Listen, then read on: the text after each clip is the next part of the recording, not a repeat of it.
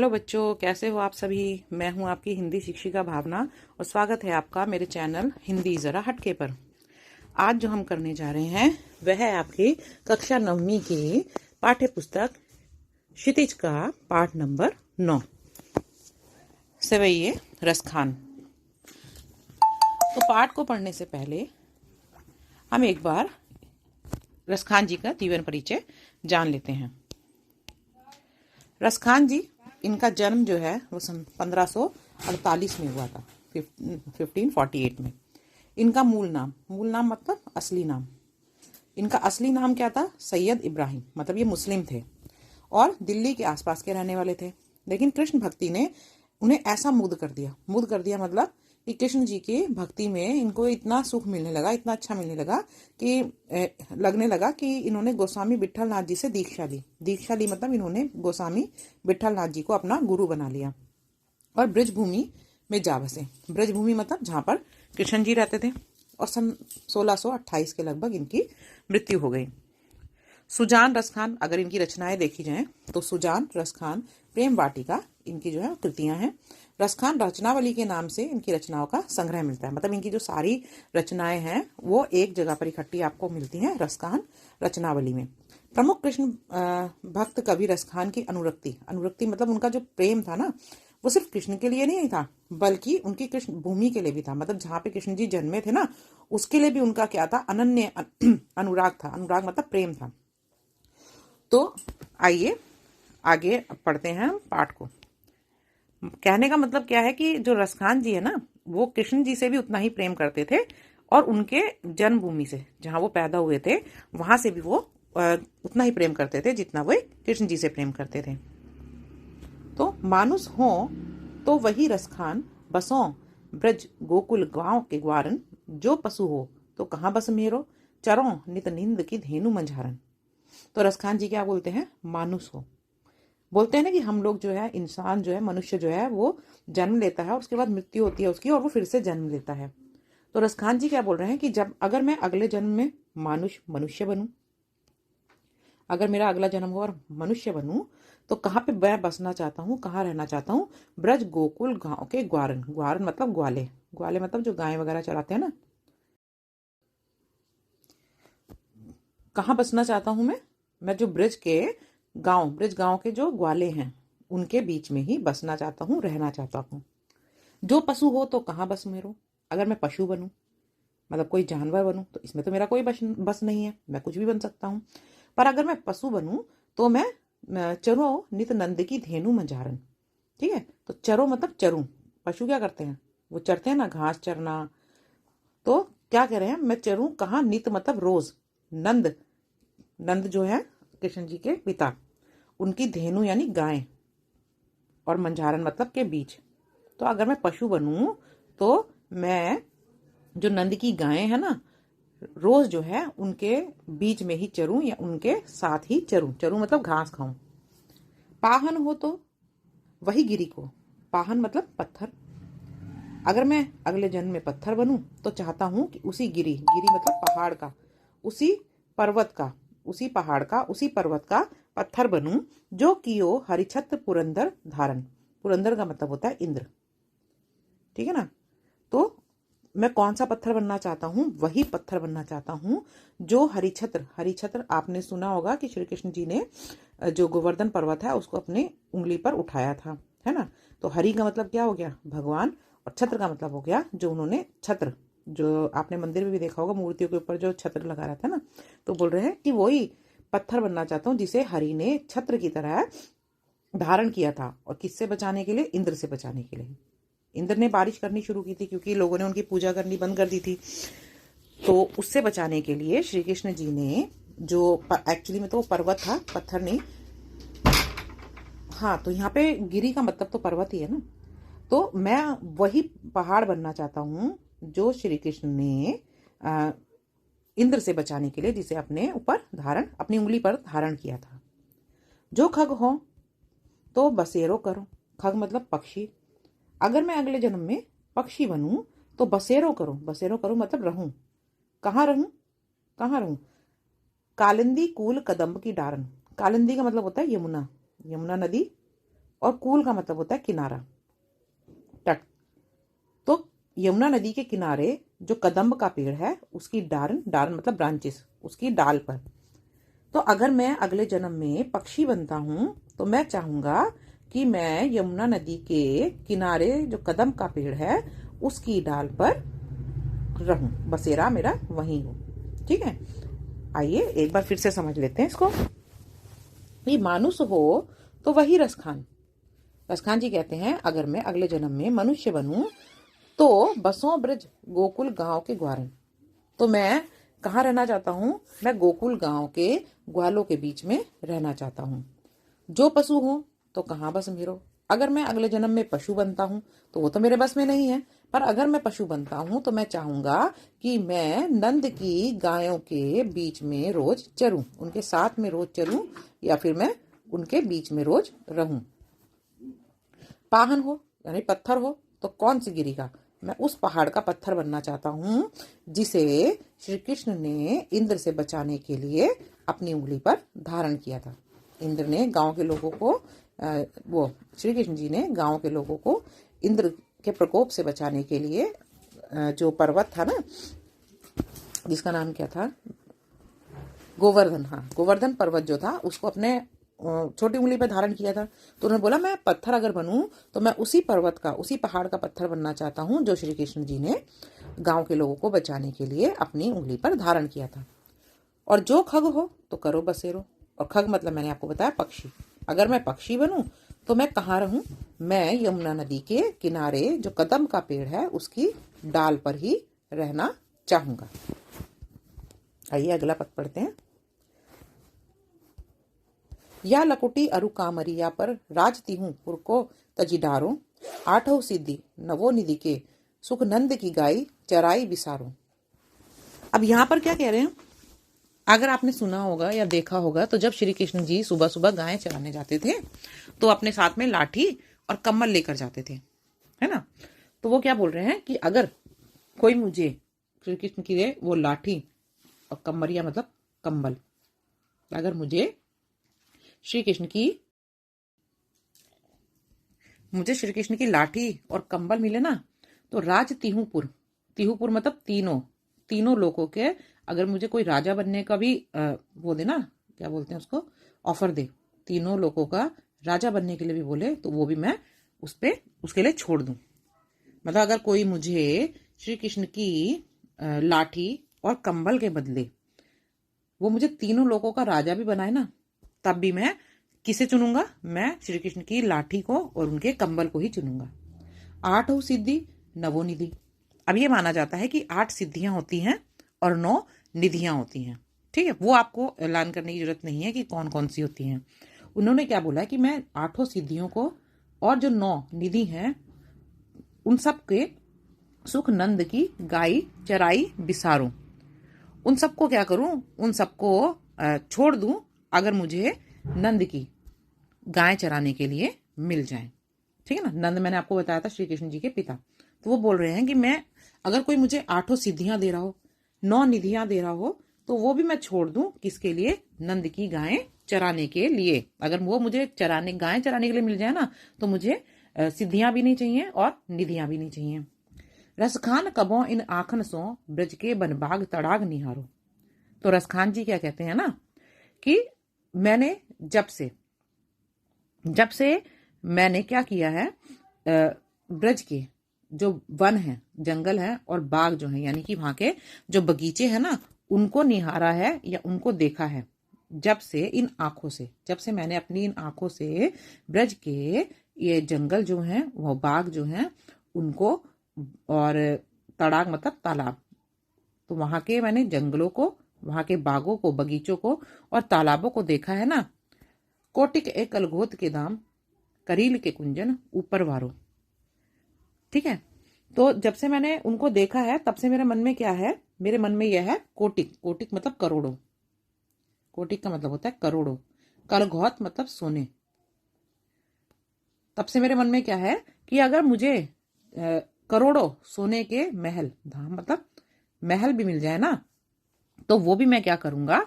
वो मैं उन करील के कुंजन के ऊपर, करील का मतलब क्या होता है कि जैसे क्या होता है ना, बाग बगीचे होते हैं, आपने देखा होगा, और कुछ पेड़ होते हैं, उनमें से इस तरह से लताएं लटक रही होती हैं, ठीक है ना। तो ऐसा एक स्थान जहां पर बहुत हर तरफ से लताएं वगैरह लटक रही हों, ठीक है, और फूल उगे हों, तो उनको क्या बोलते हैं ना, कुंज बोलते हैं, कुंज। तो वो क्या बोल रहे हैं कि ऐसा ऐसी जगह जो कि कहाँ उनको लगती है, कहाँ पर है, ब्रज में है। और वो कहाँ पर है, वो ब्रज में है। तो ऐसी जगह में रहने के लिए मैं करोड़ों सोने के महल भी क्या कर दूंगा, वार दूंगा, मतलब छोड़ दूंगा। एक बार फिर समझ लो कि ये जो श्री कृष्ण की लाठी है और उनका जो कंबल है, इसके लिए तो मैं तीनों लोगों का अगर कोई मुझे राज भी दे ना, मतलब राजा भी बनाए ना, तो वो भी छोड़ दूं। 8 सिद्धियां कोई मुझे दे, 9 निधि कोई मुझे दे, ये सारे सुख मैं किसके लिए छोड़ दूंगा, सिर्फ अगर मुझे नंद की गायें चराने के लिए मिल जाए, तो मैं इन सारे सुखों को क्या करूंगा, भूल जाऊंगा। रसखान कबो इन आंखों से, तो रसखान जी क्या बोलते हैं कि अपनी आंखों से, ठीक है, जब से मैंने अपनी इन आंखों से ब्रज के वन, ठीक है ना, जंगलों को, बाग यानी बगीचों को, तड़ाग तालाब को निहारो मतलब देखा है, तब से मेरे मन में क्या है कि इन करील के कुंजों को, कुंजों मैंने आपको क्या बताया, एक ऐसा प्लेस जहां से ऐसे लताएं जो है लटकती रहती हैं, हर तरफ फूल वगैरह है, तो सुंदर लगता है बहुत देखने में। तो ऐसे जगह पर रहने के लिए मैं कोटिक मतलब करोड़ों, कलघोत मतलब सोने के, धाम मतलब महल, करोड़ों सोने के महल भी क्या कर सकता हूँ, छोड़ सकता हूँ, अगर मुझे ब्रिज में ऐसी जगह रहने के लिए मिलती है तो। आइए अब तीसरा हम पद पढ़ते हैं। अब इस पद में क्या है ना, एक सखी यानी गोपी जो है वो दूसरी गोपी से क्या बोल रही है, मोर पखा सिर ऊपर राखे हूं, गुंज की माल गरे पहरोंगी, ओढ़ी पितंबर ले लकुटी बन, गोधन ग्वारिन संग फिरोंगी। ठीक है, तो मोर पखा यानी मोर का पंख, सिर ऊपर राखी हो मतलब सिर के ऊपर मैं रखूंगी, मोर के पंख से बना हुआ, मतलब मोर का जो पंख है उसको मैं अपने सिर के ऊपर रख लूंगी। गुंज की माल गरे पहनूंगी। अब गुंज क्या है ना, एक प्रकार का मतलब पौधा होता है, तो उसका दाना, जैसे आपने उनमें देखा होगा जो गजरे आते हैं ना, गजरों में क्या होता है, फूल की जगह वो दाने दाने होते हैं गोल गोल, वो इस तरह का होता है। तो बोल रहे हैं कि गुंज की माल जो है वो अपने गले में पहन लूंगी। ओढ़े पीताम्बर ले लकुटी, पीताम्बर मतलब पीले रंग के वस्त्र, पीले वस्त्र, तो मैं क्या करूंगी, पीले वस्त्र ओढ़ लूंगी, और ले लकुटी, लकुटी यानी कि लाठी, और लाठी लेकर बन गोधन ग्वारिन संग फिरूंगी। गोधन का मतलब होता है गाय, गाय या गाय के जो बच्चे होते हैं ना उनको बोलते हैं गोधन, और ग्वारिन मतलब ग्वालिनों के साथ में, फिरूंगी मतलब घूमूंगी। तो वो क्या बोल रही हैं कि मैं मतलब एक अपनी सखी, एक जो सखी है वो दूसरी सखी से क्या बोल रही है कि मैं श्री कृष्ण को वो इतना पसंद करती हैं कि वो बिल्कुल उनकी तरह बनने के लिए तैयार हैं। श्री कृष्ण की तरह ही वो अपने सर पर मोर का पंख रख सकती है, श्री कृष्ण की तरह ही अपने गले में वो गुंज की माला भी पहन लेगी। जैसे श्री कृष्ण जी पीले कपड़े पहनते थे तो वो पीले कपड़े भी पहन लेगी, और लाठी लेकर जो गाय है ना और उनके जो बच्चे हैं उनके साथ में और ग्वालों के साथ में वो वन में भी घूम लेंगी। भाव तो वाही मोहि रस खान, सो तेरे कहे सब स्वांग करूंगी। अब क्या बोल रही है, वो बोल रही है कि वो रस जो श्री कृष्ण है ना, भावतो मतलब भाते हैं, अच्छे लगते हैं, वो वही मतलब वो जो श्री कृष्ण है, ठीक है ना, वो मुझे इतने अच्छे लगते हैं, तो सो तेरे कहे सब स्वांग करूंगी, इसलिए तेरे कहने से मैं जो भी मुझे रूप धारण करने के लिए बोलोगे वो मैं रूप धारण करने के लिए तैयार हूं। मतलब श्री कृष्ण का कोई भी रूप मुझे धारण करने के लिए बोलोगी तो वो मैं धारण करूंगी। पर या मुरली मुरली धर की, अधरान धरी अधरान अधरूंगी, सब कुछ करूंगी, मोर पंख भी पहन लूंगी, माला भी पहन लूंगी, पीले कपड़े भी पहन लूंगी, गायों के पीछे लाठी लेकर बन बन घूम भी लूंगी सारे ग्वालों के साथ में। तो क्योंकि मोहि रसखान जी क्या कह रहे हैं, वो गोपी क्या कहती है कि वो श्री कृष्ण मुझे इतने अच्छे लगते हैं कि तुम उनके लिए जो भी करने के लिए कहोगी वो मैं करूंगी, लेकिन मुरली, ये जो बंसी है, ये जो बांसुरी है, मुरलीधर किसको बोलते हैं? श्री कृष्ण को, ठीक है ना। लेकिन श्री कृष्ण की ये जो बांसुरी है ना, जो अधरान धरी मतलब जो उनके होठों पर रखी रहती है, लेकिन जो श्री कृष्ण के होठों पर वो जो बांसुरी रखी रहती है ना, अधरा न धरूंगी, उसे अपने होठों पर कभी नहीं रखूंगी। क्यों? क्योंकि जो गोपियां हैं वो मानती हैं कि ये बांसुरी ही है जो उनकी सबसे बड़ी दुश्मन है, जिसने उनको श्री कृष्ण से अलग किया हुआ है। क्योंकि श्री कृष्ण जी जब भी बांसुरी बजाते थे तो वो उसी में खो जाते थे, वो और किसी को मतलब ध्यान में ही नहीं रखते थे और किसी की तरफ ध्यान ही नहीं देते थे। तो उनको क्या लगता था गोपियों को कि श्री कृष्ण जी हमारी तरफ ध्यान नहीं दे रहे हैं, उसका सबसे बड़ा कारण क्या है? ये बांसुरी है। तो वो बांसुरी को बिल्कुल भी पसंद नहीं करती थी। उन्हें को लगता था कि बांसुरी ने ही उन्हें श्री कृष्ण से दूर किया हुआ है। इसीलिए वो बोलती हैं कि श्री कृष्ण की तरह मैं मोर का पंख भी अपने सर पे धारण कर लूंगी और गुंजों की बनी हुई माला भी अपने गले में पहन लूंगी, पीले कपड़े भी पहन लूंगी और लाठी लेकर श्री कृष्ण की तरह गायों के साथ में और ग्वाले जो हैं उनके साथ में बन बन भी घूम लूंगी। वो श्री कृष्ण मुझे इतने अच्छे लगते हैं कि तुम जो भी रूप धारण करने के लिए बोलोगे ना, वो मैं धारण कर लूंगी। लेकिन जो श्री कृष्ण की वो है बांसुरी है या मुरली, मतलब ये जो बांसुरी है मुरलीधर की यानी श्री कृष्ण की अधरान धरी, जिसको उन्होंने अपने होठों पर रखा हुआ है, उसको मैं कभी अपने होठों पर नहीं रखूंगी। आइए अगला पद पढ़ते हैं। कानन दे अंगुरी रहिबो जब ही मुरली धुनि मंद बजे हैं। काननी मतलब कान में, कान में दे उंगली, उंगली मतलब उंगली, मतलब मैं अपने कानों में क्या दे लूंगी? मैं अपने कानों में अंगुली दे लूंगी जब श्री कृष्ण जी रहिबो जब ही मुरली धनि मंद बजाए। मंद मतलब धीरे धीरे, धीरे धीरे बजाए हैं मतलब बजाएंगे। तो जब श्री कृष्ण जी धीरे धीरे अपनी मंद मंद जो है वो मुरली बजाएंगे तो मैं अपने कानों में उंगली दे लूंगी, अंगुली दे लूंगी। क्यों? ताकि उनकी मुरली की आवाज मेरे तक कानों तक ना आए, ठीक है। क्योंकि क्या होता था कि मुरली की आवाज सुनकर सारी गोपियां जो क्या हो जाती थी, वो मंत्रमुग्ध हो जाती थी। मंत्रमुग्ध मतलब मोहित हो जाती थी। मोहिनी तानन सो रसखान अटा चढ़ी गोधन गए हैं तो गए हैं। अब रसखान जी क्या कहते हैं कि गोपियां क्या कह रही है?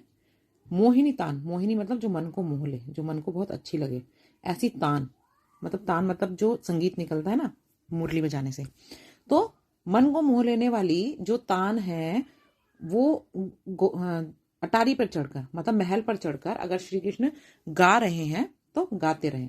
अच्छा देखो, गोधन क्या होता है ना, गोधन एक प्रकार का लोकगीत होता है जो गायों ग्वाले गाते हैं, एक तरह का लोकगीत जो कि ग्वाले जो हैं वो गाते हैं।